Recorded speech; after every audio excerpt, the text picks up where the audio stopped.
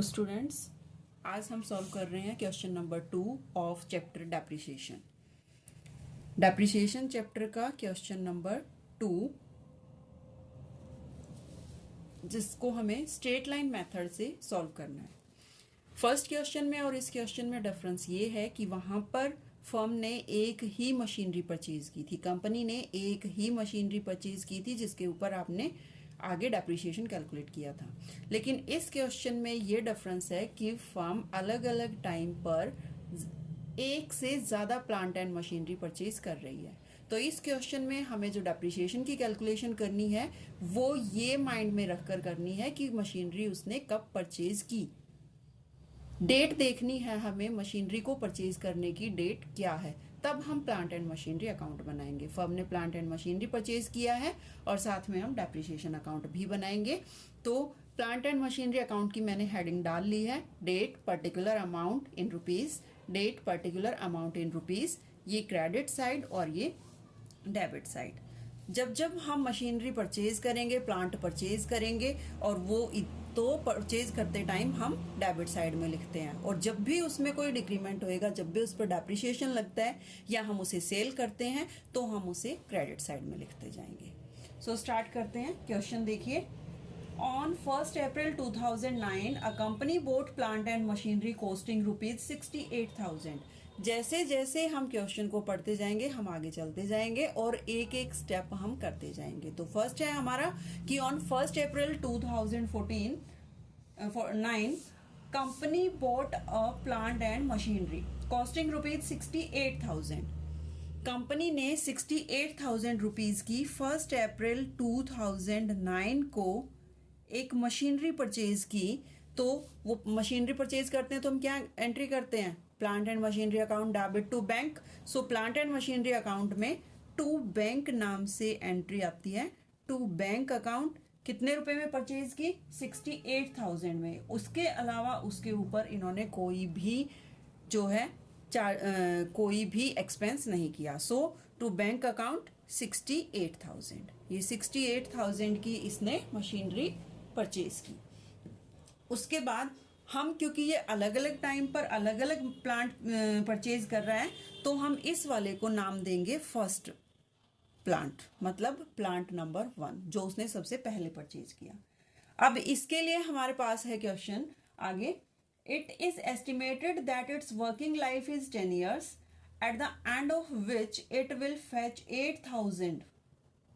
It will fetch का मतलब है कि इसकी स्क्रैप वैल्यू 10 years के बाद उसकी लाइफ एस्टिमेट की कि इसकी जो लाइफ है वो होगी 10 years, और आफ्टर 10 years इसकी जो स्क्रैप वैल्यू है वो होएगी 8,000। तो हम डेप्रिसिएशन की कैलकुलेशन कैसे करेंगे, हम साथ साथ ये वर्किंग नोट बनाते हुए चलते हैं। ये हमारे लिए एग्जाम में बनाने जरूरी होते हैं। अगर हम वर्किंग नोट नहीं बनाते तो हमारे मार्क्स कट सकते हैं, क्योंकि अकाउंटेंसी में हमें कैलकुलेशन करके दिखानी होती है। तो first working note, calculation of depreciation. First of all हमें ये देखना है कि मशीनरी परचेज कब हुई, 1 अप्रैल को।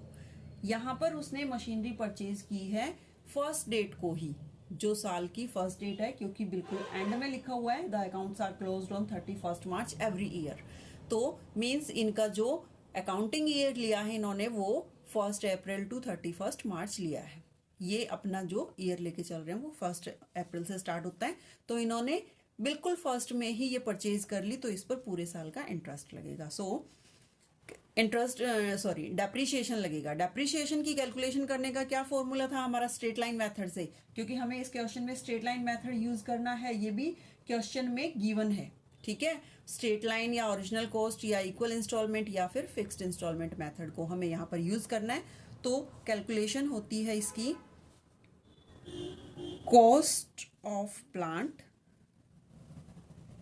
Minus scrap value upon estimated life. Purchase किया 68,000 में, स्क्रैप वैल्यू है उसकी आफ्टर 10 years होगी 8,000 और एस्टिमेटेड लाइफ 10। सो 60,000 अपॉन 10 तो पहले साल का हमारा जो डेप्रिसिएशन आया वो आता है 6000, और क्योंकि ये हमारा स्ट्रेट लाइन मेथड है तो हमारा हर साल डेप्रिसिएशन रहेगा 6000। तो मैं डेप्रिसिएशन जो कि 6000 है उसे मैं अकाउंट में शो कर देती हूँ। अकाउंट में मैं शो करूंगी यहाँ पर eight the end of the year, means 31 मार्च को 2010, क्योंकि 9 से तो हमारा ईयर स्टार्ट हुआ था, तो 2010 बाय डेप्रिसिएशन। डेप्रिसिएशन है 6000। अभी क्योंकि इस साल में हमने एक ही मशीनरी खरीदी है, इसके अलावा कोई और इन्फॉर्मेशन नहीं है, तो हम बैलेंस निकाल देंगे 31 मार्च को ही, सेम डेट को, बाय जो बैलेंस हमारा जो क्लोजिंग बैलेंस होता है उसे हम क्या कहते हैं, बैलेंस CD। 68,000 में से 6,000 माइनस करो, 62,000। ये हमारा first year complete.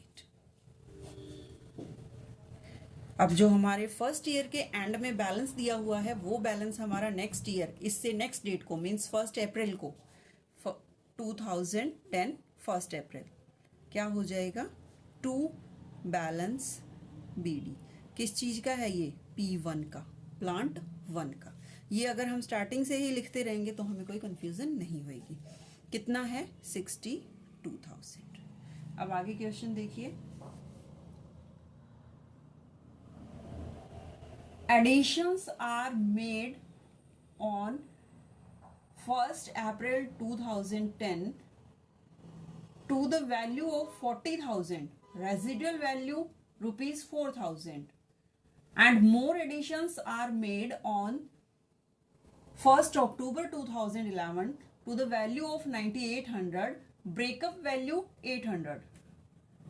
fetch, residual value, breakup value या फिर स्क्रैप वैल्यू, ये सभी एक ही चीज है। मीन्स उसकी लाइफ जब खत्म होती है, जो हमने एस्टिमेटेड लाइफ ली है, उस टाइम पीरियड के बाद इन मशीनरी से हमें ये मिलेगा।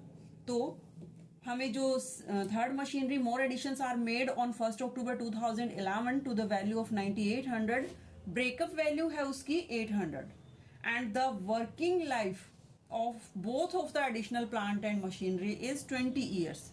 जो भी आपके प्लांट एंड मशीनरी हैं उनकी जो एस्टिमेटेड लाइफ है वो 20 ईयर्स है, इसके बाद जो आपने दोनों खरीदी है उनकी। तो अब हम देखते हैं सबसे पहले कब खरीदी, on 1 April 2010, means same date को उसने एक मशीनरी प्लांट परचेज की ऑन 1 अप्रैल 2010। ऊपर है ही 2, जब परचेज करते हैं तो 2 बैंक अकाउंट, इसको हम P2 नाम देंगे। ये प्लांट नंबर 2 है, जो कि कितनी वैल्यू का परचेज किया उसने, 40,000 का। अब हम इस पर भी डेप्रिसिएशन और इस पर भी डेप्रिसिएशन, दोनों पर डेप्रिसिएशन कैलकुलेट करेंगे। फर्स्ट वाले पर तो हम कर ही चुके हैं, अब हम सेकंड वाले पर डेप्रिसिएशन कैलकुलेट करते हैं। तो सेकंड डेप्रिसिएशन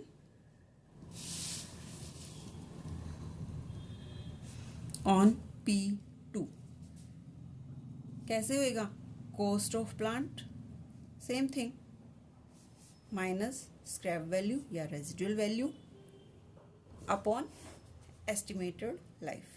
अब एस्टिमेटेड लाइफ क्या है, बार बार ये लिखने की जरूरत नहीं है वैसे आपको, आप डायरेक्ट भी कैलकुलेशन कर सकते हो आप।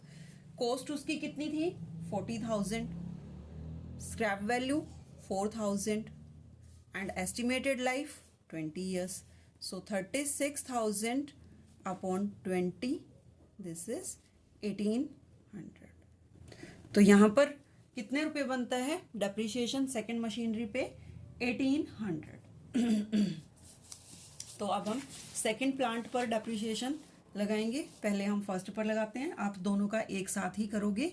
मार्च 31 is the last day of the year 2011, क्योंकि 1 अप्रैल 2010 से शुरू हुआ था, 2011 को खत्म होएगा 31 मार्च को।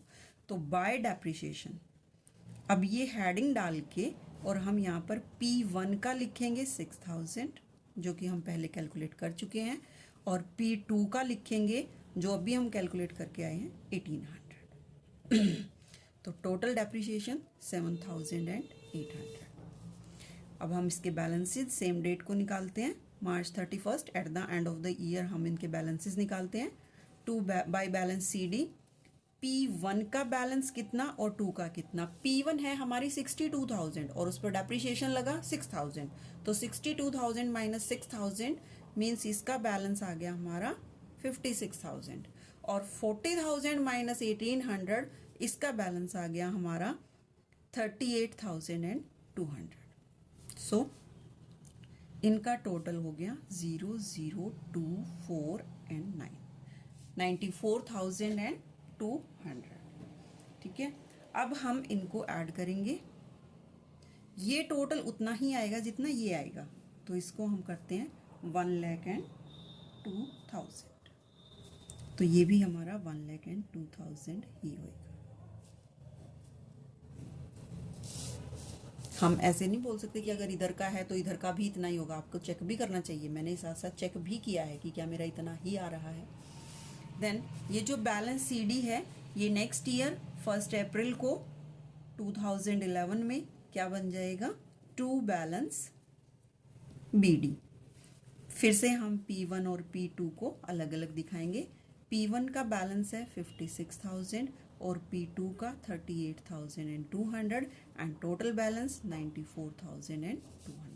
ठीक है, अब हम 2011 में इसने एक और मशीन प्लांट परचेज किया है जो कि 1 अक्टूबर को परचेज किया है 9800 वैल्यू का।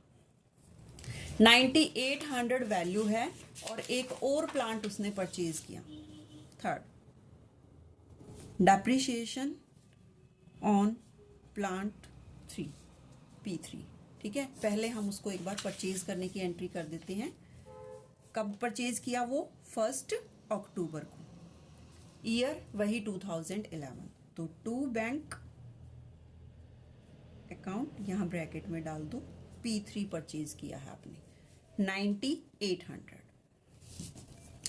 अब 31 मार्च को, क्योंकि इनके बारे में और कुछ नहीं गिवन है 2012 में, तो हम इन पिछली मशीनरी पर तो प्लांट पर तो हम डेप्रिसिएशन लगाएंगे ही। By depreciation account P1, P2 and P3 तीनों पर लगना है, लेकिन P3 की अभी हमने कैलकुलेशन नहीं की। P1 पर वही 6,000 जो हमने पहले लगाए थे, क्योंकि स्ट्रेट लाइन मेथड है, हर साल इक्वल लगेगा। फिर P2 पर 1,800 एंड P3 की हम करते हैं कैलकुलेशन। P3 की जो कैलकुलेशन है वो 9800 तो इसकी ओरिजिनल कॉस्ट है, और जो इसकी स्क्रैप वैल्यू है वो इसकी एस्टिमेटेड लाइफ के बाद वो 800 की है हमने एस्टिमेट, और 20 ईयर्स इसकी लाइफ है। ये दोनों की इकट्ठी ही बताई हुई थी हमें, तो ये बचता है 9,000 अपॉन 20, 450 रुपीज़। 450 रुपीज़ पूरे साल का बनता है, कंप्लीट ईयर की इंस्टॉलमेंट है। लेकिन ये मशीनरी उसने कब परचेज की, 1 अक्टूबर को 2011 में। ठीक है, प्लांट एंड मशीनरी, हाँ हमारे अकाउंट्स क्लोज होते हैं, क्वेश्चन में दिया हुआ है। आगे की इंफॉर्मेशन पढ़ती हूँ मैं। Show the plant and machinery account for the first 4 years if depreciation is written off according to straight line method and the accounts are closed on 31st March every year। तो हम accounts close कर रहे हैं 31 मार्च को।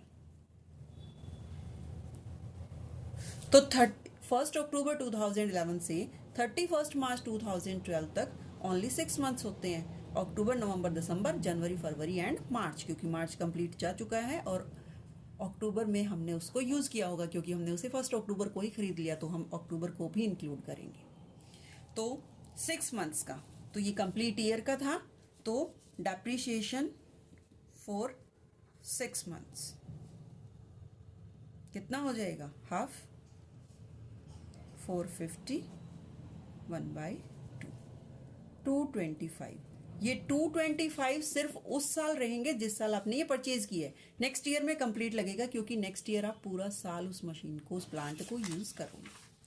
ठीक है, तो इस साल हम लगाएंगे 225 का डेप्रिसिएशन, तो ये टोटल होता है 7,800 और ये 225, तो 8,025 ये बनता है हमारा depreciation on all the 3 plants.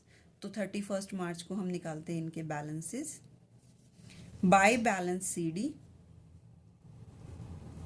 P1 56,000 में से ये 6,000 माइनस करेंगे तो बचता है 50,000।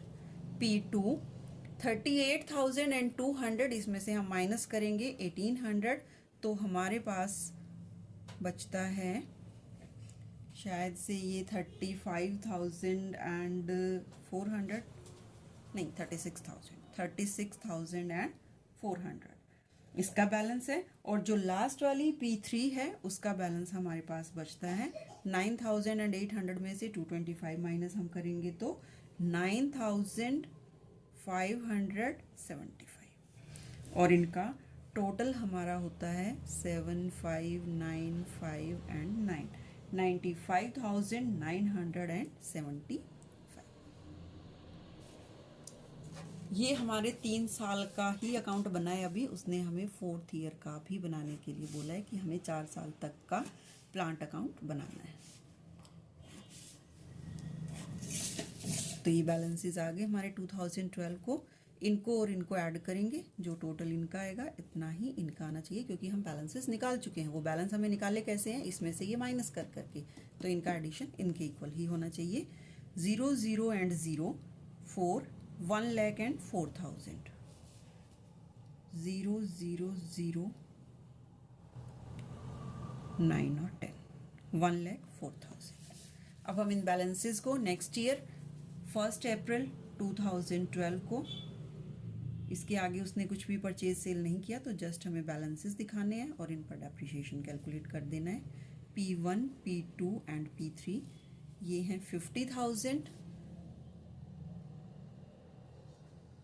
36,400 ये 50 है यहाँ पर, और 9,575 और ये टोटल है हमारा 95,975।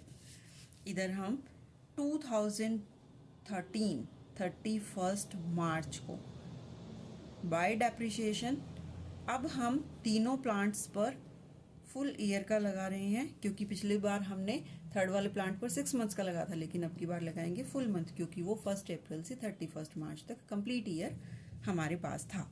6,000 1,800 एंड 450 0528 8,250 डेप्रिसिएशन।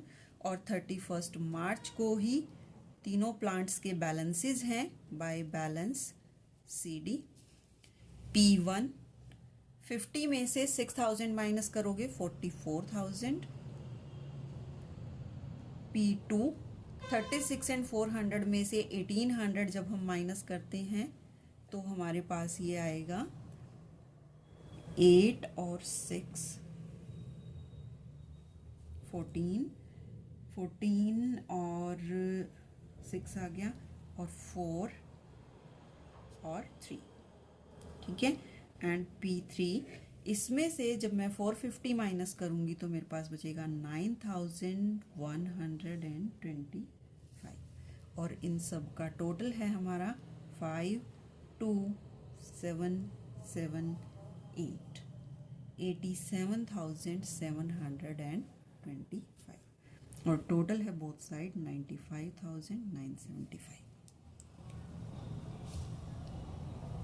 ये है हमारा प्लांट अकाउंट जो हमने तैयार किया है 4 इयर्स के लिए। अलग अलग टाइम पर पहले उसने फर्स्ट प्लांट परचेज किया, फिर नेक्स्ट ईयर उसने प्लांट 2 परचेज किया, थर्ड ईयर उसने एक और प्लांट परचेज किया, और हमने, क्योंकि पहले साल उसके पास एक ही प्लांट था, हमने एक पर डेप्रिसिएशन लगाया। जब दूसरे साल में 2 हो गए तो हमने दोनों पर डेप्रिसिएशन लगाया, दोनों के बैलेंसेस निकाले। थर्ड ईयर में उसने एक और प्लांट परचेज कर लिया तो हमने तीनों पर डेप्रिसिएशन लगाया और तीनों के हमने बैलेंसेस निकाले। जबकि उसने 4th ईयर में कोई भी प्लांट परचेज नहीं किया, तो हमने नए परचेज करने की एंट्री नहीं की, बट हमने तीनों के बैलेंसेस शो किए, तीनों पर डेप्रिसिएशन कैलकुलेट किया और तीनों के बैलेंसेस निकाले। तो ये है हमारा 4 इयर्स का मशीनरी अकाउंट।